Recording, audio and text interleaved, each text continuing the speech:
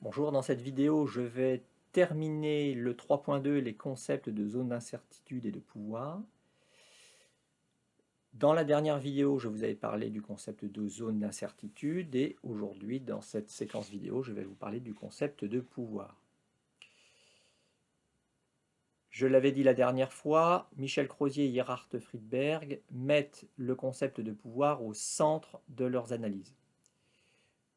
Il me faut donc définir le pouvoir. Je vais reprendre la définition qui est celle de Philippe Bernoult, qui est un des partisans de l'analyse stratégique, un des auteurs les plus influents dans ce champ de pensée. Philippe Bernoult nous dit la chose suivante. Il nous dit « Le pouvoir, c'est la capacité pour certains individus ou groupes d'agir sur d'autres individus ou groupes.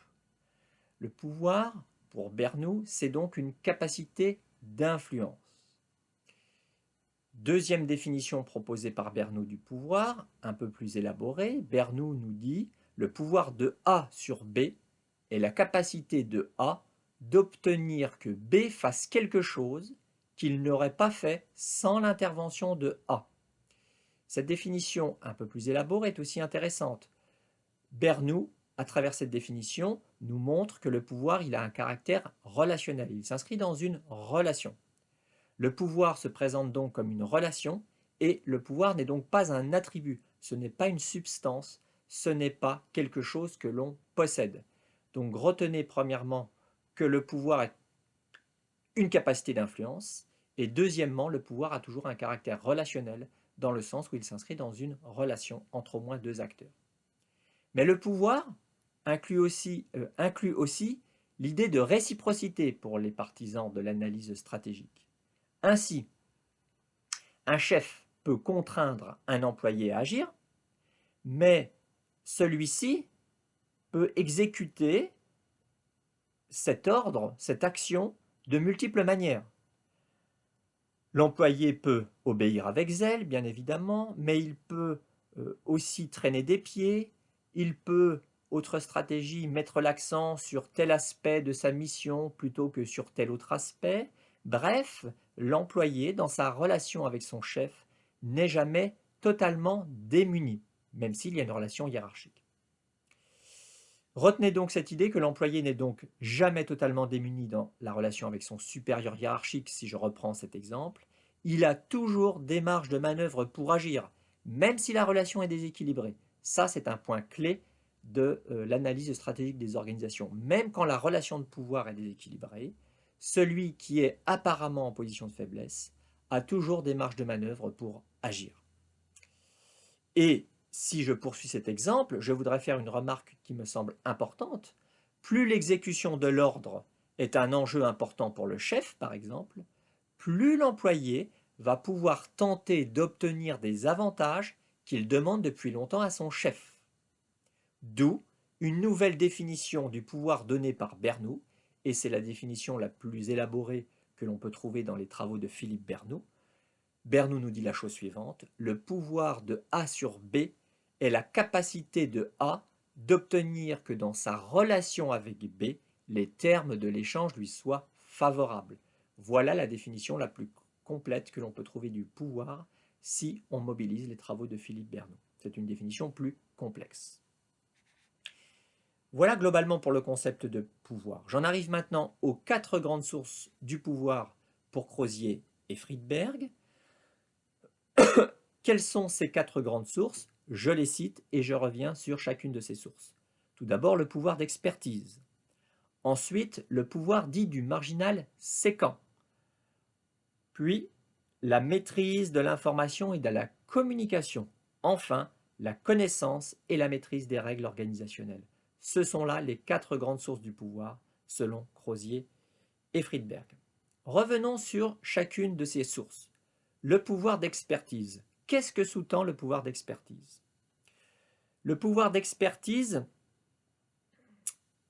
cela signifie qu'un acteur dans l'organisation va posséder une compétence, une expertise ou une spécialisation difficilement remplaçable. Cet acteur se sait difficilement remplaçable du fait des compétences qui sont les siennes, du fait de son expertise. C'est le pouvoir de l'expert. L'expert peut être le seul, par exemple dans l'entreprise, à disposer du savoir-faire, des connaissances et de l'expérience du contexte qui va lui permettre de résoudre des problèmes clés dans l'organisation. Il est en fait irremplaçable. Et c'est parce qu'il est irremplaçable qu'il va pouvoir exercer de l'influence sur d'autres acteurs. Et donc il va pouvoir exercer du pouvoir. Mais, évidemment, il ne suffit pas d'être un expert pour exercer du pouvoir dans l'organisation. Il faut évidemment que cette expertise soit reconnue et qu'elle soit liée à une position stable dans l'entreprise. Il faut aussi que cet expert puisse influencer d'autres acteurs dans l'entreprise. Rappelez-vous, le pouvoir est toujours une capacité d'influence.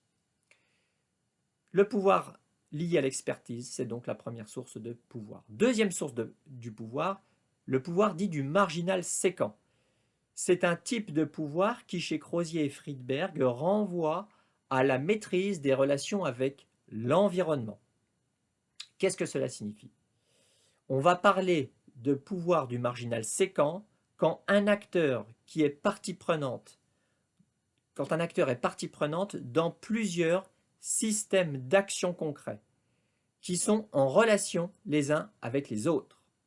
Cet acteur va pouvoir alors utiliser dans l'entreprise les relations qu'il a avec une autre organisation à des fins particulièrement stratégiques. Prenons quelques exemples.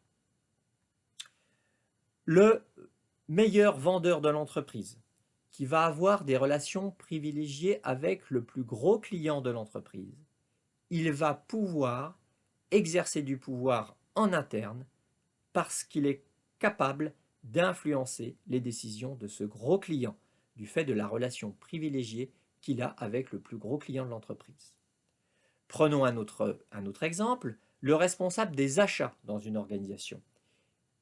Lui, il va pouvoir faire pression sur les fournisseurs pour faire baisser les prix. Il a donc une capacité d'influence sur les fournisseurs. Il va pouvoir jouer de cette capacité d'influence en interne pour exercer du pouvoir vis-à-vis d'autres acteurs en interne. Dernier exemple, le délégué syndical, qui appartient à un syndicat influent dans l'entreprise, va lui aussi pouvoir exercer une capacité d'influence sur les autres acteurs de l'organisation. Tous ces exemples démontrent bien qu'il s'agit du pouvoir du marginal séquent, c'est-à-dire c'est un acteur qui va avoir des relations privilégiées avec un segment de l'environnement de l'organisation et qui va jouer de cette relation pour asseoir et exercer son pouvoir. Troisième source du pouvoir pour Crozier et Friedberg, la maîtrise de l'information et de la communication dans l'entreprise. Celui qui détient des informations stratégiques, c'est-à-dire des informations importantes pour les autres acteurs de l'entreprise, va pouvoir exercer du pouvoir et va pouvoir, dans sa relation avec les autres acteurs de l'organisation, monnayer cette information stratégique. Enfin, la reconnaissance et la maîtrise des règles organisationnelles. Les membres d'une organisation sont d'autant plus gagnants dans une relation de pouvoir qu'ils maîtrisent la connaissance des règles. Celui qui maîtrise la connaissance des règles organisationnelles va pouvoir exercer du pouvoir.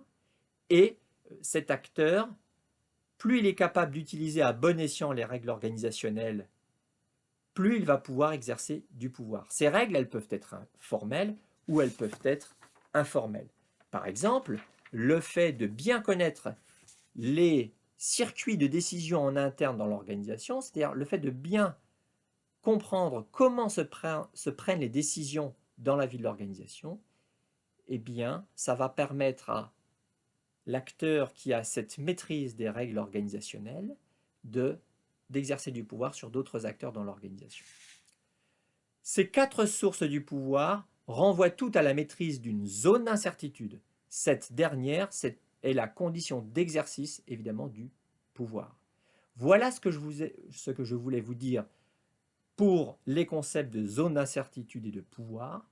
J'en ai terminé pour mon chapitre 2, comprendre les situations conflictuelles à partir de l'analyse stratégique, et j'en ai terminé pour ma partie 1 qui s'intitulait les conflits dans les relations professionnelles.